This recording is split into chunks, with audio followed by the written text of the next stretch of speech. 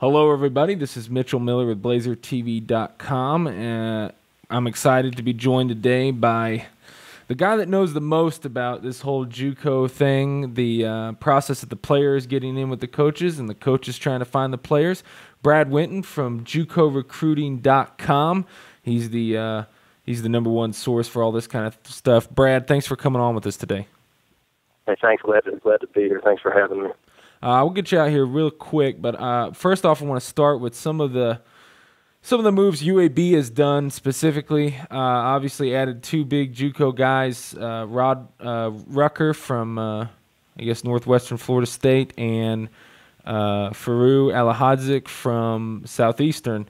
Can you tell the fan base a little bit about what they might be getting with these guys, and what kind of job the coaching staff has done to get these guys in?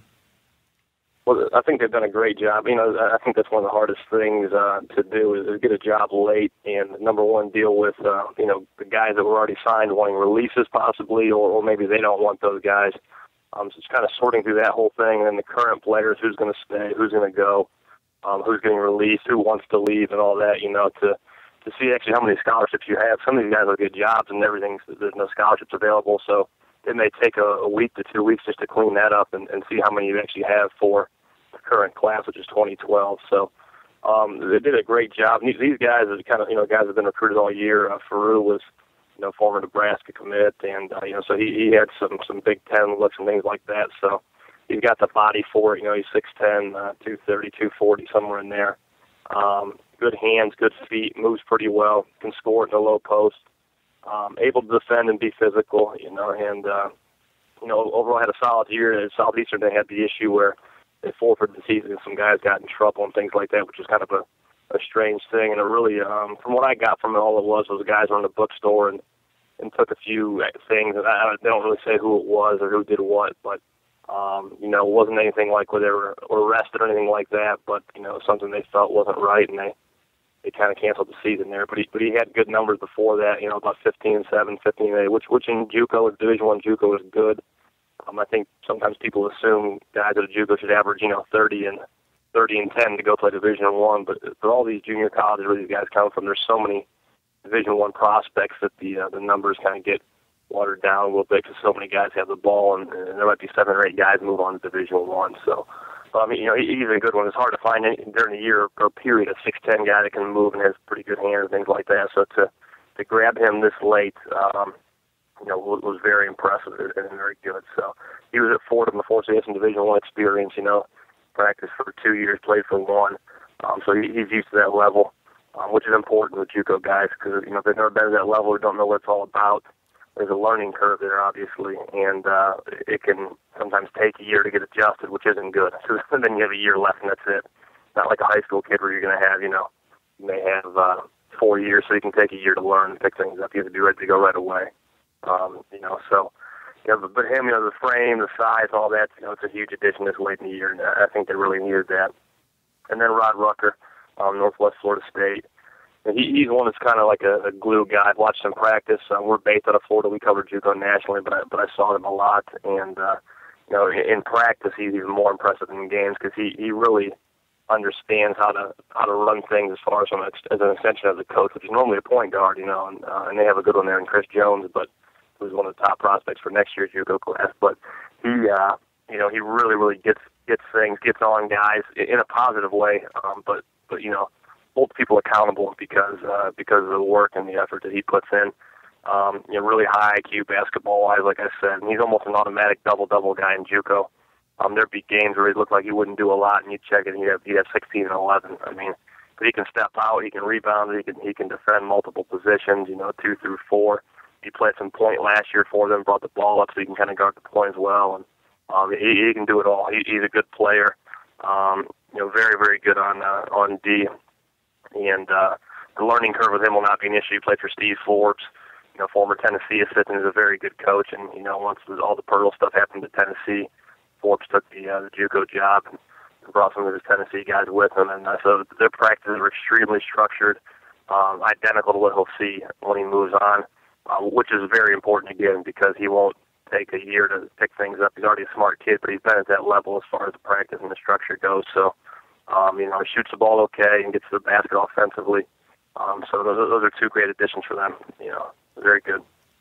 Now, I'm not sure with Rucker, but with Fahro, he has 2 years left, right? So that's a pretty big get there in order to have – I mean, he ain't going to have a lot of time to develop, but in order to have that extra year to know, if it works out, you got him for another year.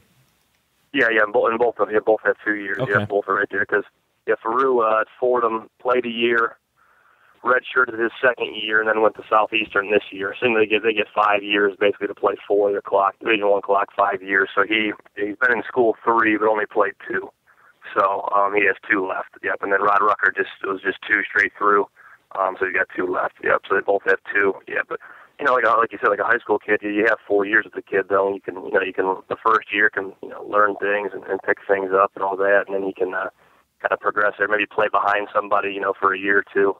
And jump into it, but these guys have to be ready to go. But that's the good thing about the JUCO guys is when you get a job late, there's a lot of them available in April and early May that are good enough, strong enough, mature enough physically on and off the court, and so you can really plug some things in your roster. And these guys would be good additions early in the year as well. It's not like they're just plugging holes; they're good players.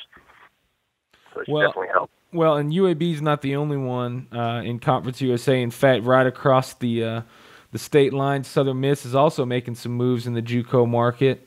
You put out an article on JUCOrecruiting.com about Southern Miss adding a couple guys, D.D. Scarver and Mike Myers. Can you tell us a little bit about those guys? I mean, they're also in a similar situation when they kind of plug some new guys in as well. Definitely. And Scarver, actually, with the new staff, he really was committed there, and he changed his mind and then just signed with Marshall.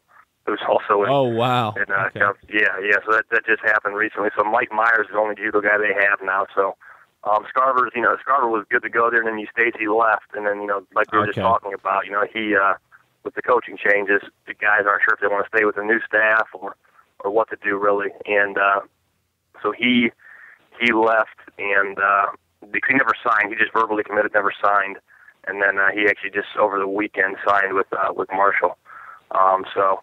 But Mike Myers, he averaged about 20 and 10, was an all-region player at Angelina in Texas, and shot at 64% from the field, which led the conference, which is extremely high. Good low post player, about 6'8", 220.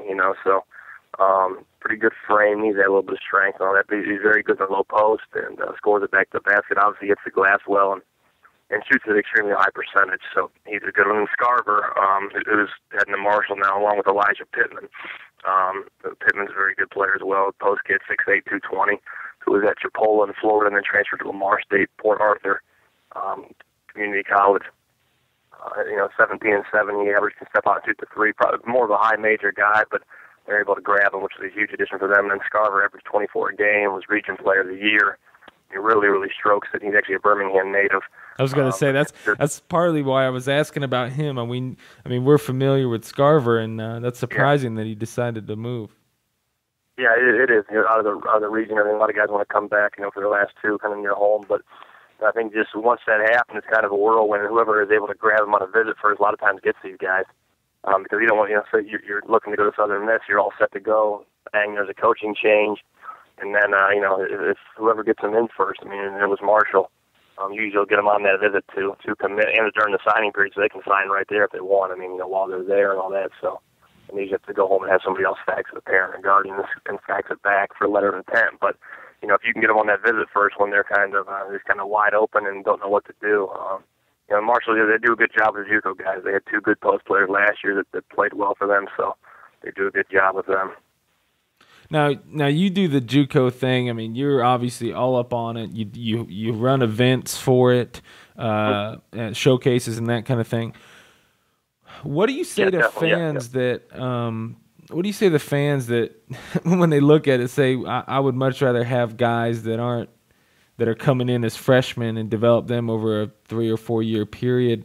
People that get a little bit antsy about bringing in JUCO guys. What do you say to that, especially with a coaching turnover?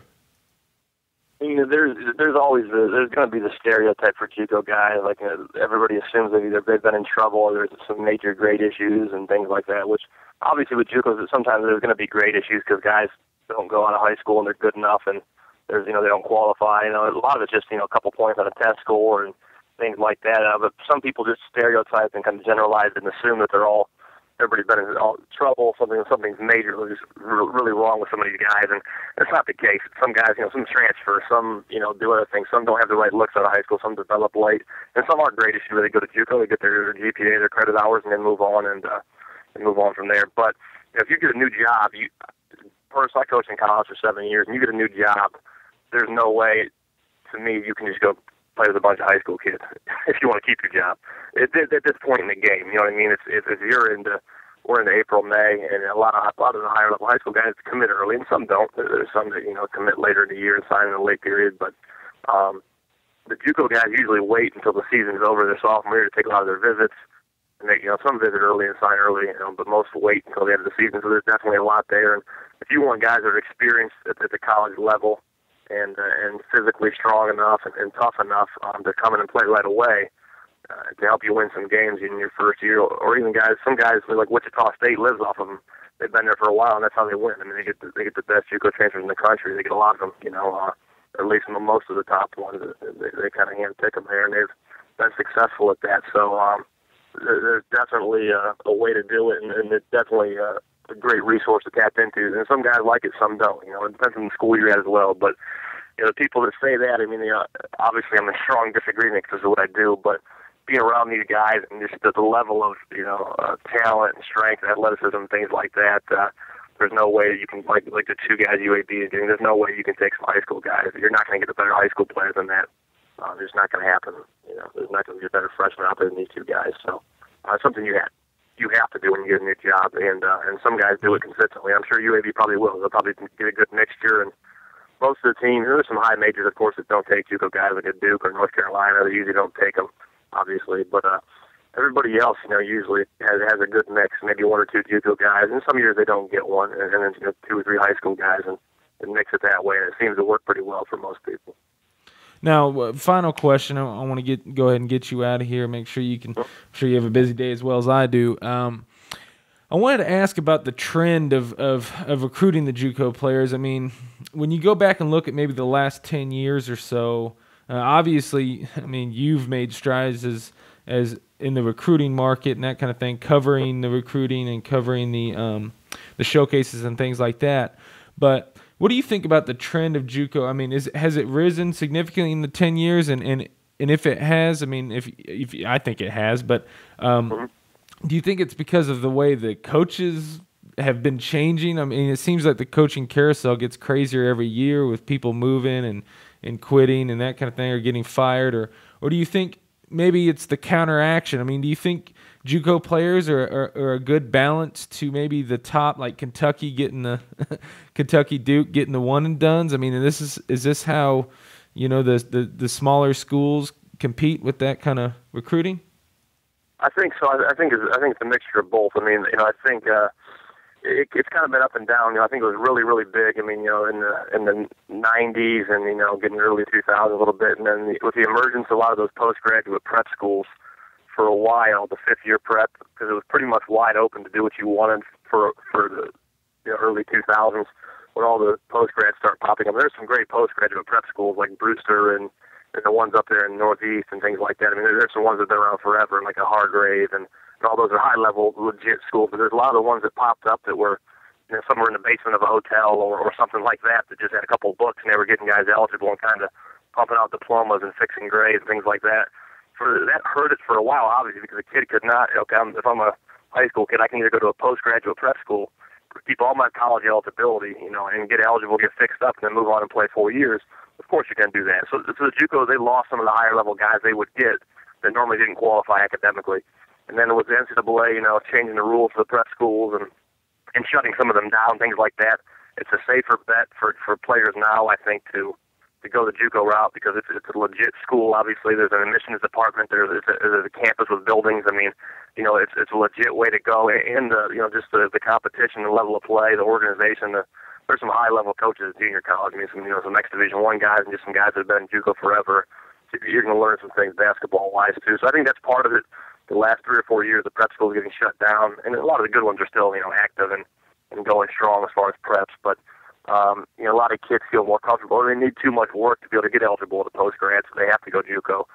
So a lot of those higher-level guys have been coming JUCO. And then with the coaching changes as well, definitely some, kids are transferring out of, like Fahro is an example. I mean, whether it's a coaching change or something goes wrong at Division I, it's a great place to go for a year instead of sitting out. You can go there for a year at JUCO without sitting. You burn a year of eligibility, but you get the experience, get your name back out there, and guys see you. And obviously for him, it's worked. You get a scholarship to a good high level school. So, and then obviously the coaching carousel, the coaches, like you said, getting new jobs, and there's so many changes in the last month and a half. There's a few kind of floating out there, and a few schools adding guys, but when those guys get those jobs, as long as it's a school where they can get JUCO kids, there's a few, if you get an Ivy League job, obviously you're going to get a JUCO kid usually. I mean, there's a few that can't. They're a high school qualifier and just go to JUCO for exposure, but they have to be a high school qualifier. But in general, if you get a job, and that's where you're going to look first.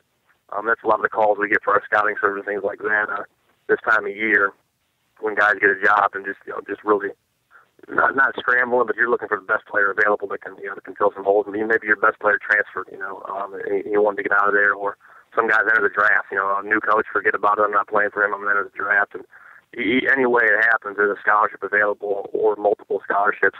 And that's the first place you're going to look. And if you have a very good relationship with a high school kid, you've been recruiting at another school, of course, maybe you're going to get him and sign him. But other than that, I mean, that's pretty much the only route left. And like you said, some guys like St. John's does it a lot. They get a good mix of JUCO kids and high-level high school kids. I mean, it's a prime example of a high major that does that. You get the Orlando Sanchez kid who visited Auburn and things like that, but he's definitely a high-level guy, 6'8", 6'9", and then mix him in with some very high-level high school recruits. So, because you can, then all of a sudden you have this guy that's a junior, he's got 2 years of experience to mesh in with the high school guys that have no college experience. So it's definitely a good mix, and I think as you said, it's really starting to blow up again, and more coaches are going that route to at least get 1 or 2 guys. And some guys rely only on JUCO kids and maybe 1 high school kid. So it depends on the school, the staff, and all that. But it's definitely on the rise again and taking off.